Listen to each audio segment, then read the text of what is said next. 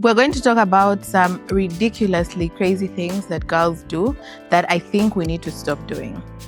If you're new here, please subscribe, join the Sunshine family. And if you're already a returning Sunny, welcome back. Let's get into it. The first thing is being too dependent on men, especially when you're not yet married. Every little thing you want, buy me pizza, buy me airtime, things that you can afford. And then you're putting this whole load on the man who has absolutely no responsibility to you. I want to encourage you to be content with the things that you have now. If you feel like you need more things, go to your sister, go to your parents, go to a cousin, go to your girlfriends, but don't put it on a man. I've seen people remain in relationships just because of the financial backing that they're able to get from the guy. And that ties you down because you're now stuck in a relationship that you don't want, that is no longer serving you, but there's just this thing that you want. Like, he's always buying me fuel. Like, I don't know how to fuel my car. Live within your means. Yeah. I know that I'm going to be shaking some tables in this video, but we have become complacent with some of these things and we just need to stop. Don't seem very needy and desperate. Like, every time you see a guy, please buy me a Rolex, please buy me pizza, I'm hungry. Didn't you plan for your day? Did you plan for your day? Don't be needy and desperate. Live within your means. And don't get me wrong, there's a place for dependence. There's a place for us to be dependent on our men. But while you are dating, until you get that green flag where you know that this person is my person, this is my husband, I'm now married to him, then don't depend on a man. You're becoming what's the word? Like, you become like a leech. Every time the guy is like, well, now they're going to take my money. But also you'll find that there are men who have taken advantage of that because I have bought you a car, I have fueled your car, or I'm paying your rent. Even if there are no strings attached, he's going to come and start asking for things that you're not willing to give, but you're going to end up giving because you don't want to be sent out of the cool apartment. Yeah? So girls, let's stop doing that. The second thing we need to stop doing is dating married men. It has been normalized. Some of you will say, but the married men are the ones dating us. For you, why are you dating them? Why are you accepting? When people are getting married, they say, let no man put asunder. You see yourself coming between a marriage. And do you think that someone who is willing to step out on their wife, on the person that they committed to, do you think such a person is one that you would want to also be committed to? Do you think he will be committed to you? And let me tell you, many of these men will not leave their wives. They will not leave their wives. They will play with you, get whatever it is that they want, and they go back to their wives. We have seen it happen countless times. So don't be the devil that comes asunder in a marriage, that comes between a couple that's already married. Flee. The Bible says flee from temptation. When you see the man coming to vibe you, I tell you, married men, just because you see a ring, they seem even more attractive. Flee, turn your eyes and run away and tell God, please save me from this sin, because it starts slowly and the devil, then you get pregnant. Then now you become the other woman. Like, to this man, you're always going to be second best. So are you choosing to settle for second best, or you want the option where you are first, you are priority? So don't date married men. You are putting yourself in so many traps and you don't need that kind of rubbish. You reap what you sow. You deserve better. So aim higher for yourself. Don't aim for someone else's husband. Don't aim, you deserve a bright future. So dating a married man is not it. The next thing is respect. You're dating this person, he has committed to you, you find this guy is a very nice guy, he is humble, he's willing to pick and drop you anywhere. Then he comes to pick you up maybe from your house for a date, you're leaving him waiting outside for 1 hour. Or you've decided to meet up at the restaurant, you're standing him up for an hour and you're going to just come and say, my daddy needed me, or my mommy needed, or my sister needed me. You're not even going to apologize. Like, respect the person that you are dating, respect their time. Just because this person has decided to date you, doesn't mean he's going to die on that cross. Just because I'm dating this chick, I have to wait, I have to sacrifice my whatever, I have to give her all the money. This person is not your husband. And even if they were your husband, respect them. It shows that you respect yourself, you respect their time. And there's most times people who do such things, there's a lot of pride. You're like, I'm doing this guy a favor to date him. Those are things we need to stop doing. You are dating a fellow human being. This is someone's son. This is someone's daughter. Make sure that you respect them. That's God's child. Now, this one. Hey, this one. Guys, you want to get married? You are praying for marriage. God, please bless me with a husband. But you're stuck in your house. You don't want to network. As soon as you're done with church, you're out the door. You're the first one. You're running. Or you don't even go to church. You now do online church. They call you for parties. I have a series to watch. Do you think this man is going to create a hole in the ceiling and come and drop down in front of you? Hello, here I am, the husband you've been praying for. When someone comes and innocently wants to talk to you, you're eye rolling them, you're sizing them up. Come on, don't ooze desperation, but ooze friendship. Like, hi, my name is Daisy. It's nice to meet you. That's it. Like, just be an all-round friendly person. You're praying for marriage. You're saying, God, please bring them. But when someone comes to you, you have that. And when do you think that person is going to meet you?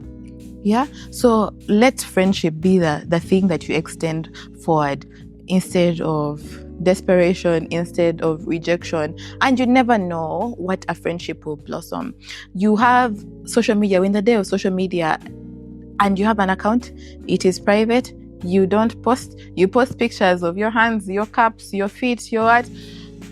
Take a nice picture and post it. There's so many successful couples that met online.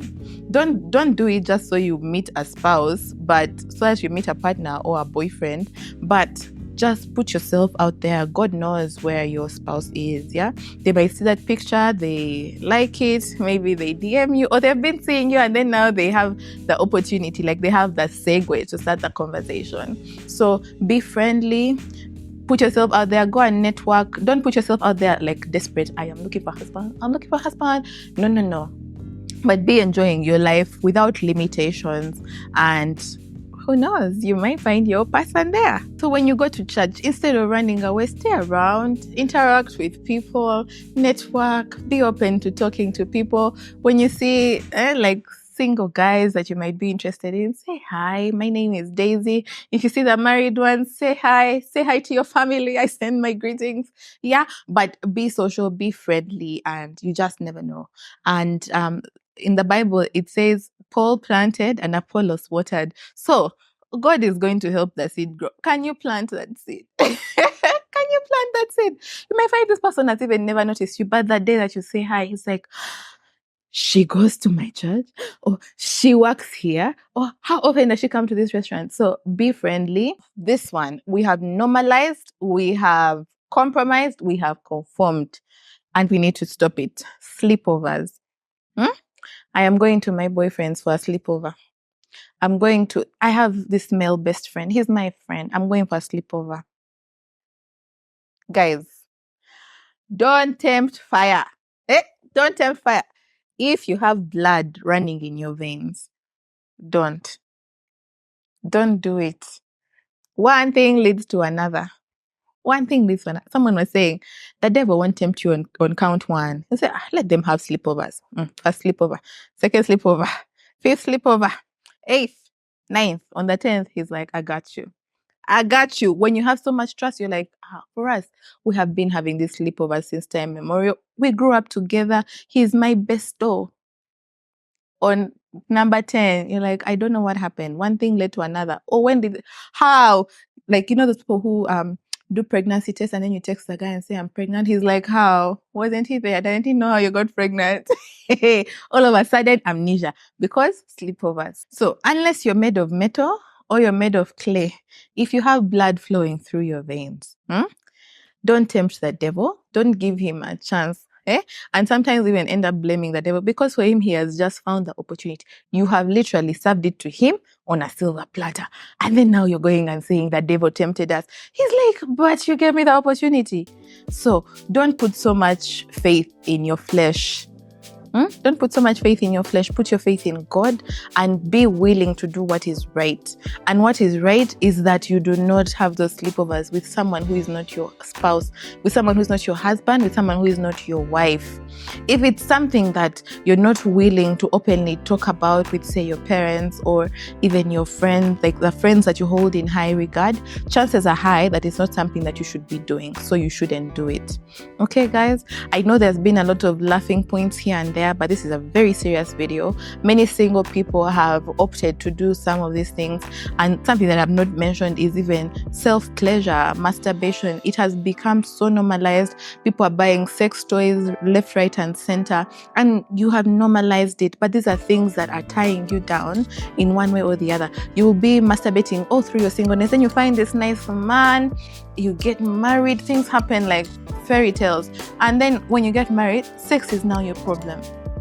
Or you find there are some issues that are tied to masturbation and self-pleasure that you're not able to go over in your marriage. So don't tempt the devil. Don't create avenues and opportunities for him to exploit your life.